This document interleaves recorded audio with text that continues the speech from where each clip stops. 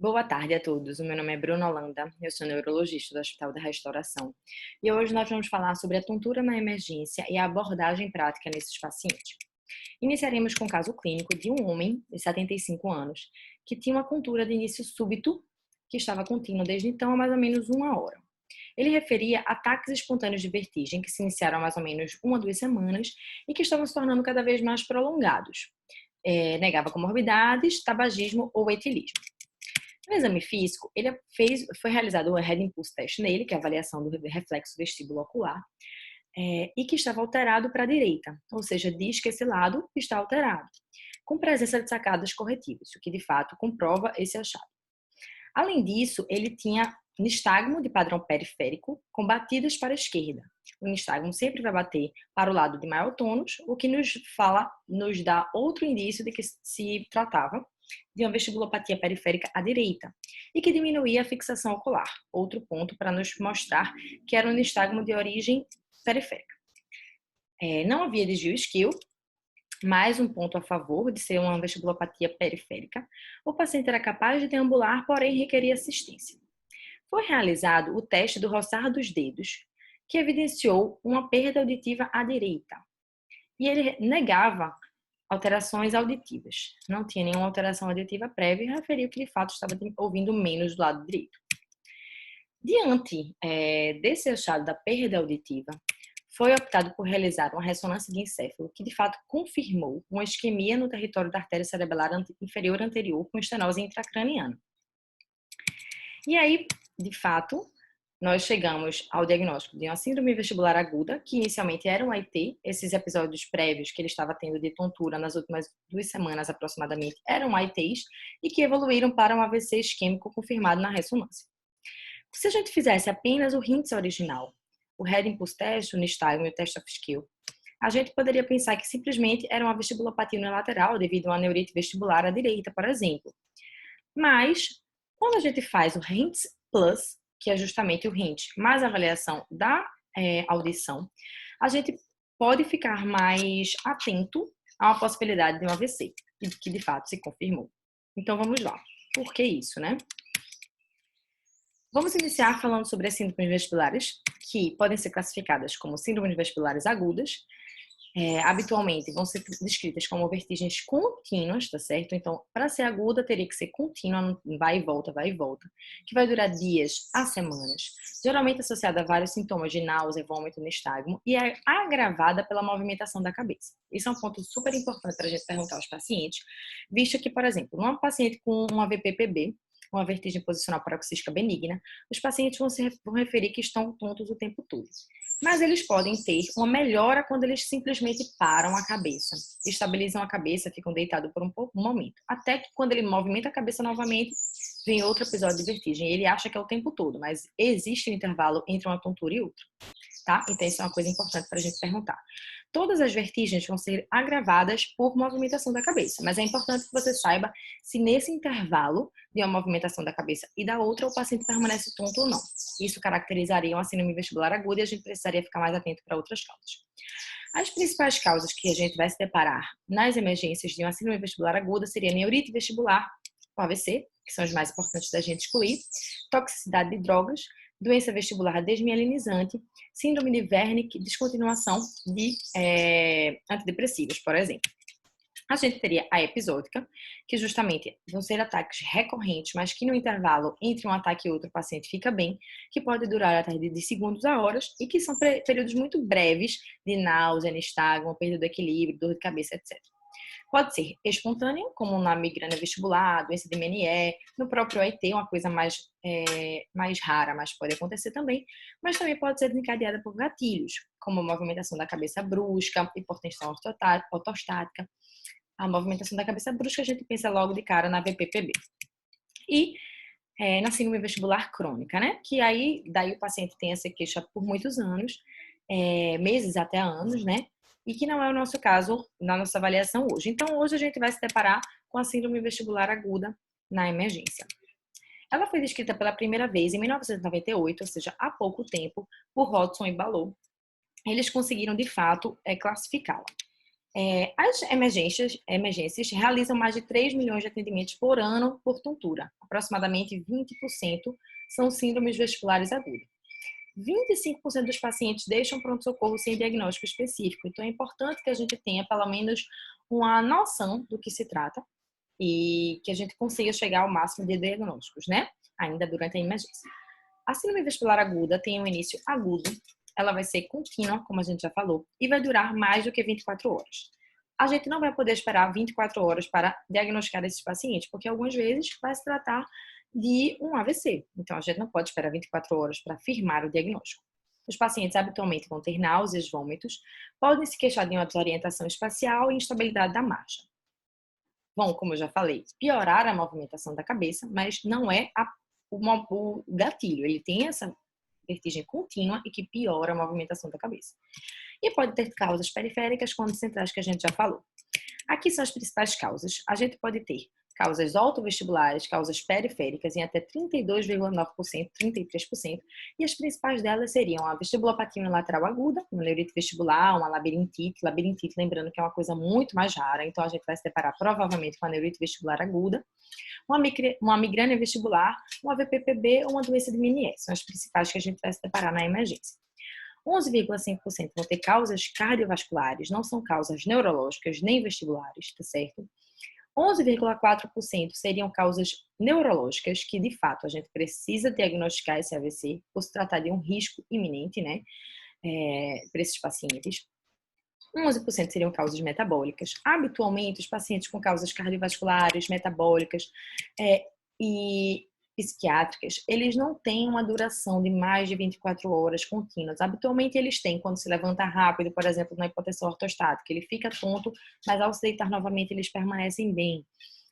Causas metabólicas, eles tentem, por exemplo, a hipoglicemia, também é um período mais curto, tá certo? Mas saber que a gente pode se deparar com esses pacientes na emergência, né? E tentar diferenciá-los de uma causa neurológica e uma causa autovestibular. Causas gastrointestinais também. E é super importante que a gente tente tenha em mente as principais causas. Vamos lá. Na síndrome vestibular aguda, a gente pode ter espontânea ou situacional. Na espontânea, a gente pode ter causas centrais, como AVC de circulação posterior, AVC POX, síndrome de Wernicke, uma esclerose múltipla ou uma neuromielite ótica, com um surto, por exemplo. De padrão periférico, nas espontâneas ainda, a neurite vestibular, labirintite, doença de Meniere e migrânia vestibular. Nas situacionais, a gente pode ter um trauma, como TCE leve, barotrauma, traumas em ricocheteamento, toxinas como monóxido de carbono, combustíveis e drogas ilícitas. E nas medicações, lembrar sempre de aminoglicosídeos, principalmente gentamicina, drogas antiepiléticas, tá certo? E substâncias outras, que a gente precisa perguntar ao paciente. Vamos lá. Então, sempre atentar para AVC de circulação posterior. Os AVCs de circulação posterior vão corresponder até 20% de todos os pacientes, de todos os AVCs. 3,2% de todas as tonturas, independente se são tonturas prolongadas, se são tonturas mais curtas. Qualquer tipo de tontura que chegue na emergência, 3,2% é um AVC. E a apresentação pode ser uma neurite vestibular, como esse paciente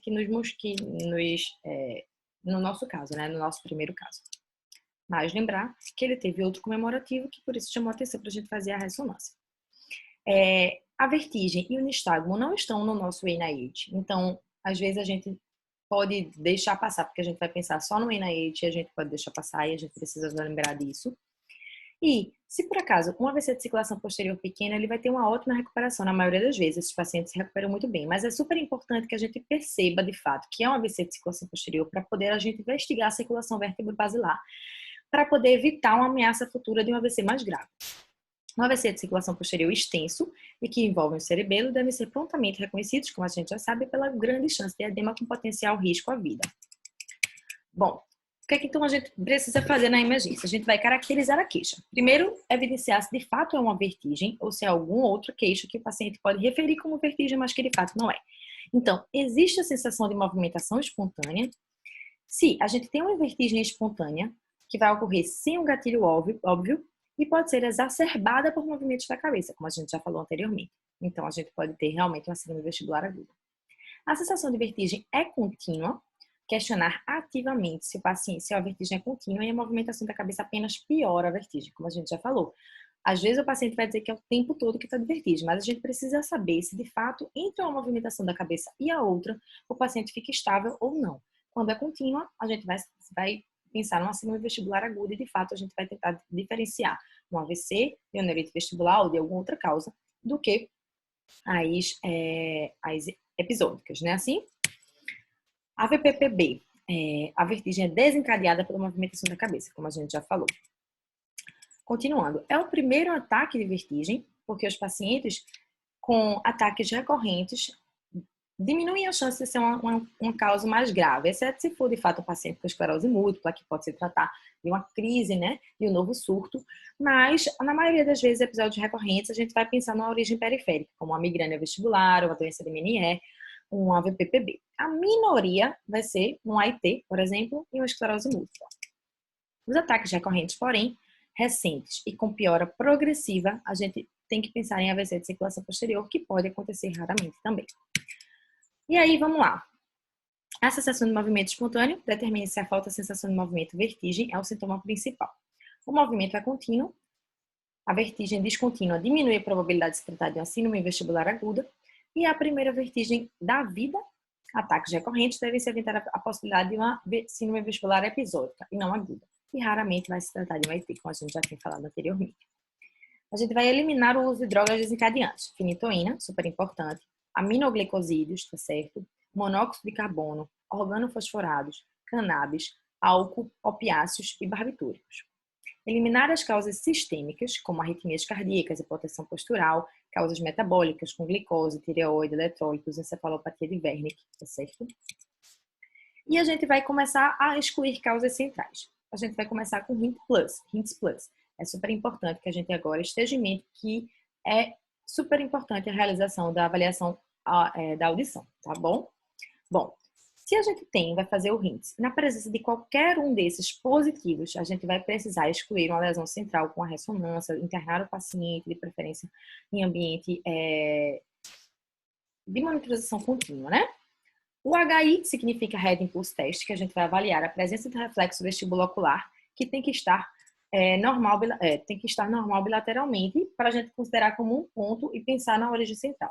Se a gente tem um reflexo vestibulocular alterado, já nos fala a favor que pode ser tratado de uma alteração periférica, né?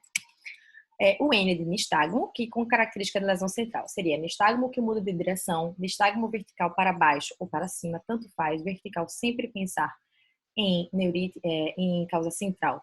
E nistagmo puramente torsional, também pensar em causa central. E o TS seria o Test of Skill, que seria a presença de desvio ocular vertical quando a gente faz o cover de cada um dos outros, tá? O Plus, a gente seria o ideal, que a gente teria avaliação da otorrinolaringologista, com audiometria na urgência, a gente sabe que é super difícil que a gente consiga. A avaliação à beira do leito com teste do atrito dos dedos, que a gente vai falar um pouquinho mais para frente, ou o Calfras, que é super parecido, é simplesmente uma forma mais padronizada de se fazer. E a aplicação de teste de audição em smartphones, que a gente tem vários agora aplicativos que a gente consegue ter uma avaliação pelo menos basal dessa audição do paciente, que pode nos auxiliar nesse momento. Bom, a gente teria uma sensibilidade para o HINTS de 96,8%, a especificidade de 98,5%. A ressonância, nas primeiras 48 horas, a gente pode ter até 14,3% de falso negativo e a gente liberaria o paciente. Então, o HINTS é ainda mais importante que a gente esteja familiarizado, que a gente esteja bem treinado, para que, de fato, a gente não deixe passar nada central, porque a ressonância pode não conseguir nos ajudar nas primeiras 48 horas. Quando a gente associa o HINTS com a perda auditiva, aumenta a sensibilidade para 99,2% no diagnóstico de AVC, tá? Então, super importante a avaliação auditiva. Bom, no HINTS Plus, aqui é mais uma tabelinha para a gente ver a diferença entre o periférico e o central.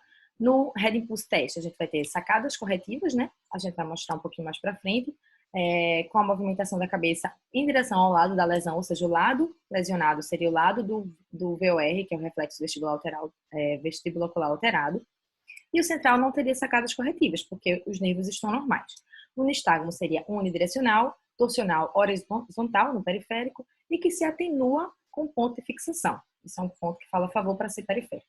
No central, a gente teria mudança de direção, vertical puro, torcional puro ou vertical funcional, sem fatigabilidade, tá? Isso é uma coisa importante também. Test of skill, ausente no periférico e tinha desalinhamento vertical ocular. É super importante que a gente saiba que é vertical, tá? E a perda auditiva nova, ausente no periférico na maioria das vezes e muito raramente, a gente sabe que a labirintite é menos do que 2% dos pacientes com tontura na emergência e ela vai levar a uma perda auditiva também, junto com a neurite vestibular, mas é uma coisa rara. E todas as vezes que a gente se deparar com um paciente que a gente acha que é um labirintite, também a gente vai ter que excluir a causa central. Enquanto que a perda auditiva nova, a gente pode pensar mais no central, com um AVC de uma isquemia da artéria cerebelar inferior anterior, ou pode também estar ausente se a gente tiver apenas cerebelar inferior posterior, tá? A perda auditiva pode estar ausente também na central. 80% dos pacientes vão apresentar artéria labiríntica com origem na AI, que a gente vai mostrar um pouquinho aqui. Teria a artéria cerebelar inferior anterior, tá certo? Que ela vai dar origem à artéria labiríntica, que vai tanto irrigar a parte da cóclea quanto os labirintos, por isso a gente vai ter a perda auditiva junto, tá certo?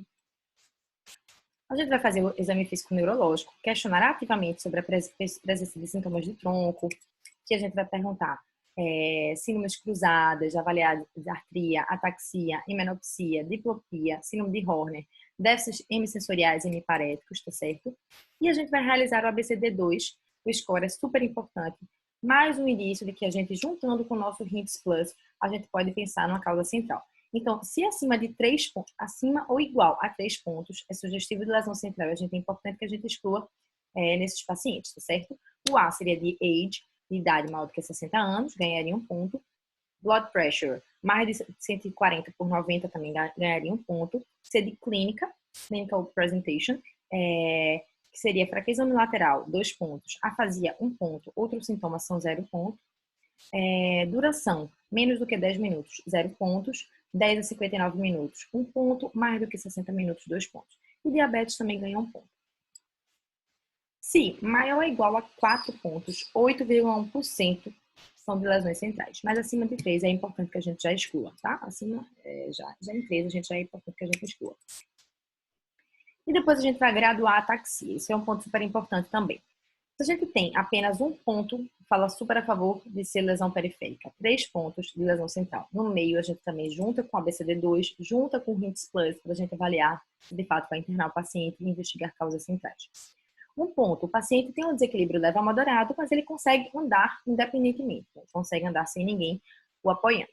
No 2, ele tem um desequilíbrio grave ao ficar em pé e não consegue andar sem suporte. Ele precisa de alguém para ajudá-lo a ir, a deambular em qualquer ponto.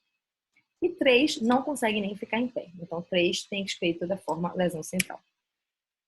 E aí, se a gente juntar todas as nossas avaliações e achar que, de fato, são características que falam a favor de origem central, a gente vai internar o paciente e realizar ressonância de encéfalo de urgência. E vai tratá-lo como um AVC. Essas características de origem periférica, a gente vai encaixar em causas vestibulares periféricas, como principalmente neurite vestibular, mas também teria uma isquemia do sistema vestibular periférico, mas a gente teria condições de mandar o paciente para casa para fazer a investigação ambulatorial e o tratamento, né? Das causas periféricas, eu achei que seria importante a gente falar no final da aula sobre a neurite vestibular. E tem a VPPB também, que eu acho que seria outro ponto para a gente falar em outra aula. Bom, então resumindo o nosso algoritmo. A síndrome vestibular aguda, certo? A gente, diante de uma síndrome vestibular aguda, a gente tem que ver se tem desvio isquio, reflexo vestibulocular, nistagmo central e nistagmo que não suprime a fixação. Se algum deles for positivo, a gente tem que excluir AVC de circulação posterior e tem que internar o paciente e realizar ressonância. Se todos forem negativos, a gente vai observar a perda auditiva neurosensorial nova, instabilidade postural grave, com avaliação da ataxia, aquele score da ataxia que a gente falou, e o início hiperagudo. Se qualquer um desses for positivo, a gente também tem que internar o paciente e fazer ressonância, porque pode ser um AVC de circulação posterior. Mas se todos forem negativos, a gente vai estar diante, muito provavelmente, de uma neurite vestibular. Bom, vamos destrinchar um pouquinho. O reflexo vestibulocular é um teste vestibular à beira do leito, que a gente pode super lançar a mão para nos ajudar na avaliação. Fisiologicamente, ele vai estabilizar o olhar a despeito da movimentação da cabeça. Então, ele vai fazer com que a gente permaneça conseguindo fixar a nossa visão naquele objeto, apesar da gente estar movimentando a cabeça. E é um reflexo de 3 neurônios com 2 sinapses, então é super rápido, tá certo? Então, a mesma velocidade da direção da cabeça,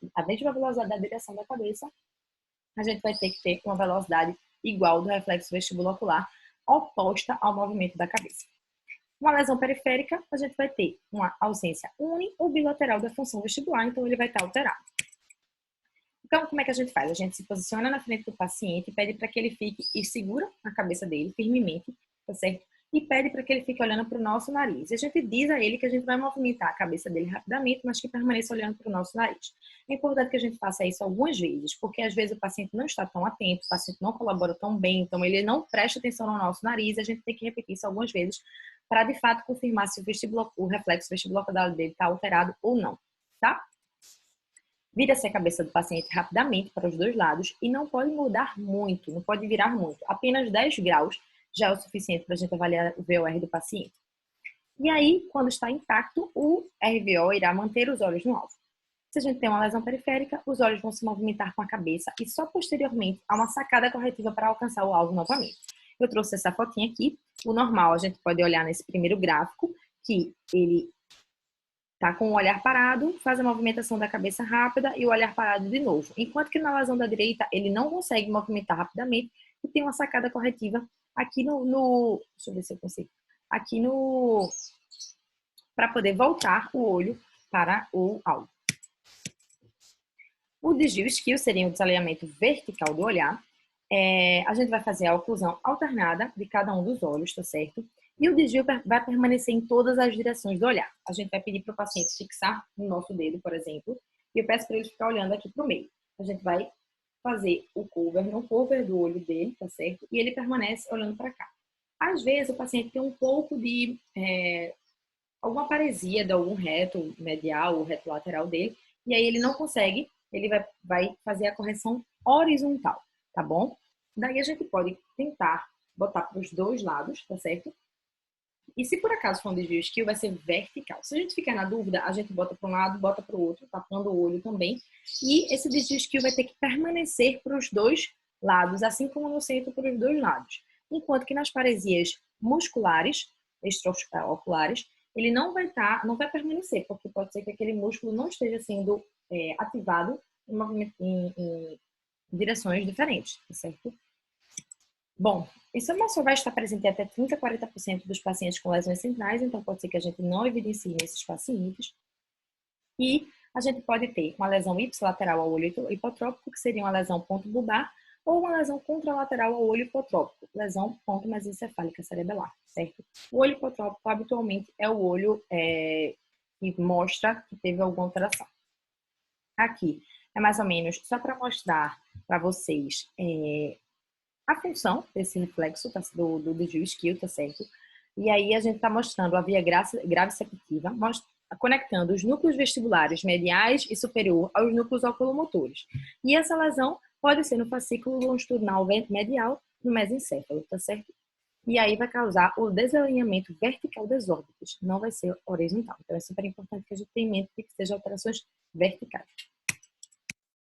E os nistagmos. Na presença de vertigem, sempre procurar por nistagmo e tentar caracterizar o padrão. Primeiro, nistagmo espontâneo. A gente vai avaliar se existe algum nistagmo apenas no olhar primário e após o paciente fixar também. Se por acaso no olhar primário tem algum nistagmo e se ele piora ou se ele atenua a fixação.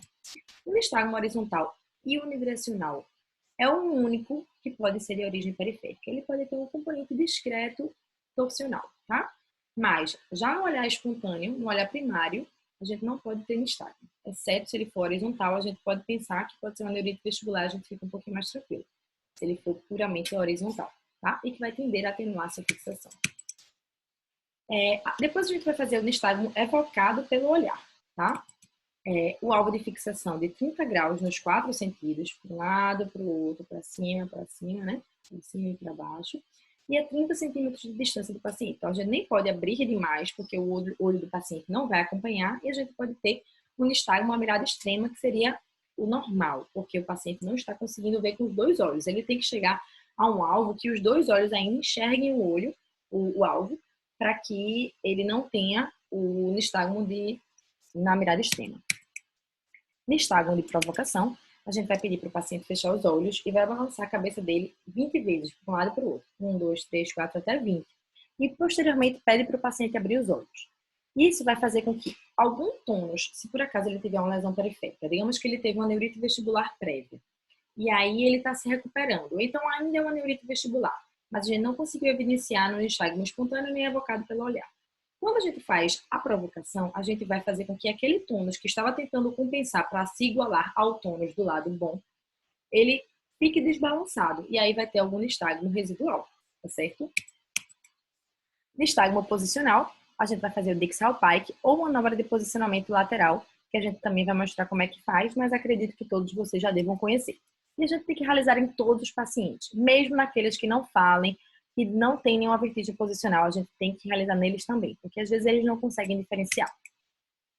Aqui seria o Dix-Hallpike, tá certo? Para a direita, a gente vai virar o paciente mais ou menos uns 40 graus e vai deitar ele rapidamente para trás com a cabeça pendente, tá certo? 45 graus para a direita, se a gente quiser olhar o lado direito, 45 graus para a esquerda, se a gente quiser olhar para o lado esquerdo, e vai deitar o paciente, deitar e deixar a cabeça pendendo mais ou menos uns 30 graus. E tem que esperar aproximadamente uns 40 segundos, porque às vezes os pacientes têm um atraso, né?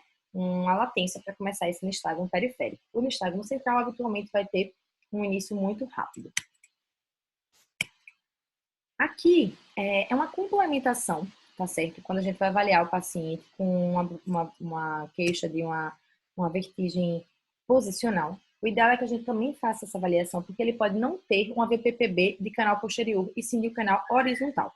Daí a gente simplesmente vai deitar o paciente na maca rapidamente. Depois que a gente deita o paciente na maca rapidamente, a gente vira para um lado a cabeça do paciente e observa se tem nistagmo. Também espera mais ou menos uns 30 segundos para aparecer o nistagmo.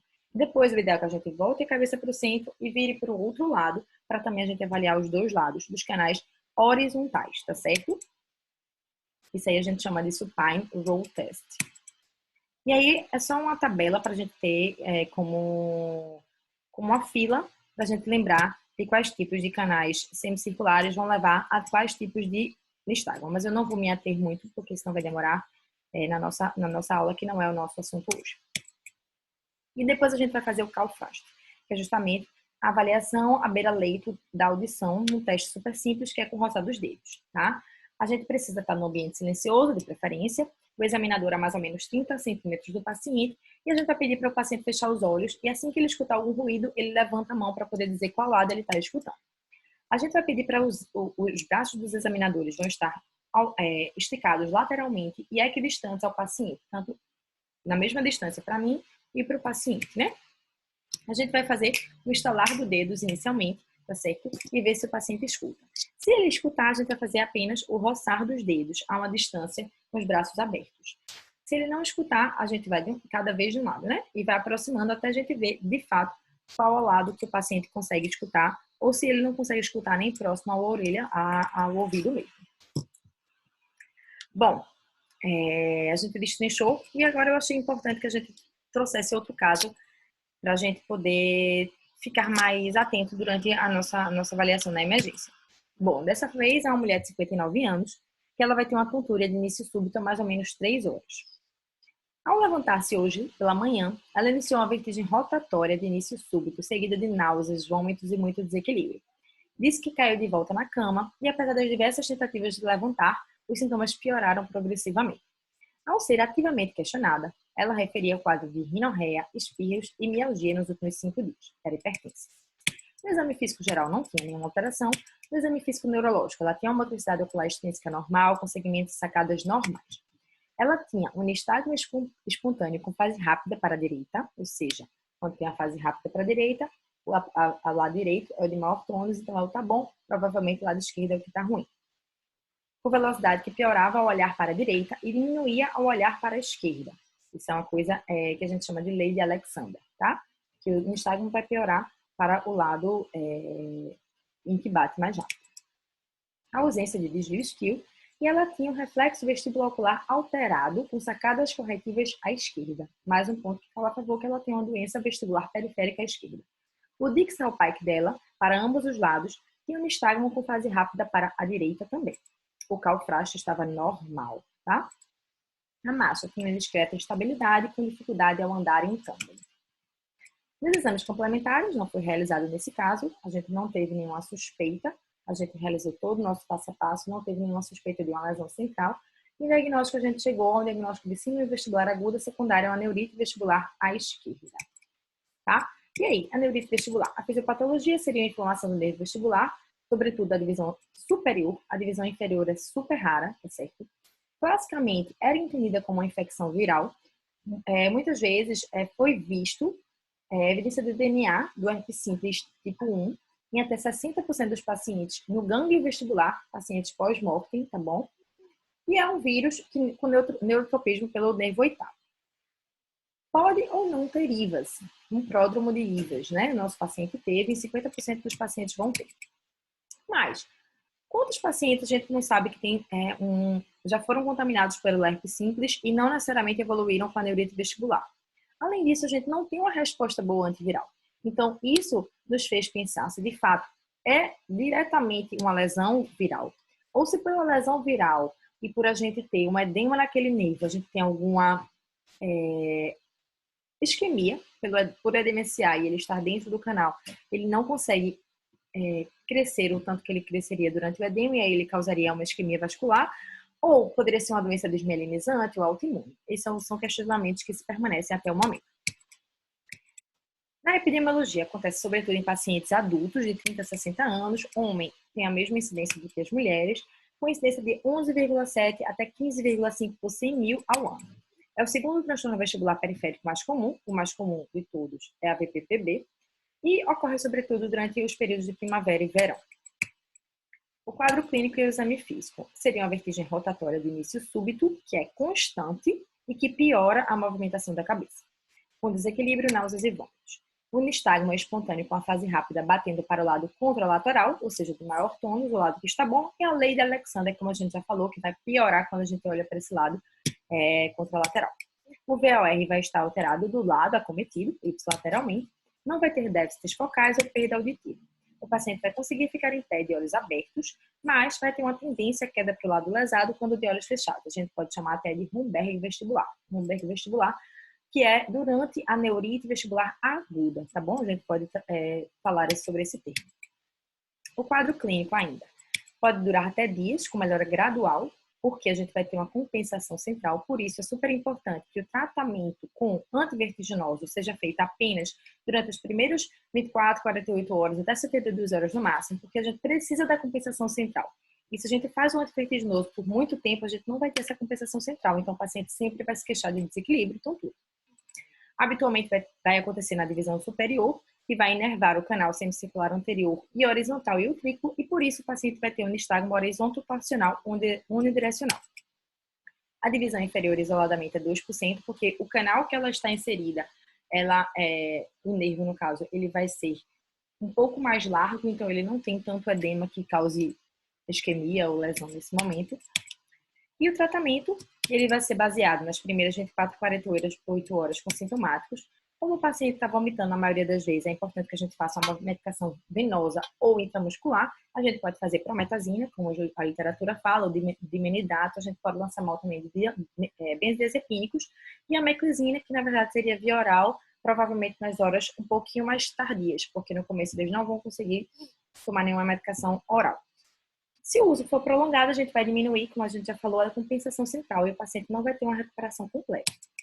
Os corticoides, corticosteroides, não têm uma indicação formal, mas podem acelerar a recuperação. Até 12 meses, a resposta é basicamente a mesma, depois de 12 meses, mas a gente pode usar ele nos primeiros dias para poder ajudar e acelerar um pouco essa recuperação. Antivirais não vão ter eficácias e não são indicados. A reabilitação vestibular deve ser feita logo após os sintomas hiperagudos cessarem. Então, assim que o paciente melhorar um pouco dos vômitos, conseguir se levantar, a gente já pode começar a reabilitação vestibular para que ele fique 100%, se recupere 100%. E é isso, pessoal. Qualquer dúvida, pode entrar em contato comigo. Estou deixando aí meu contato, meu e-mail, tá certo? E estamos aqui para qualquer esclarecimento. Muito obrigada.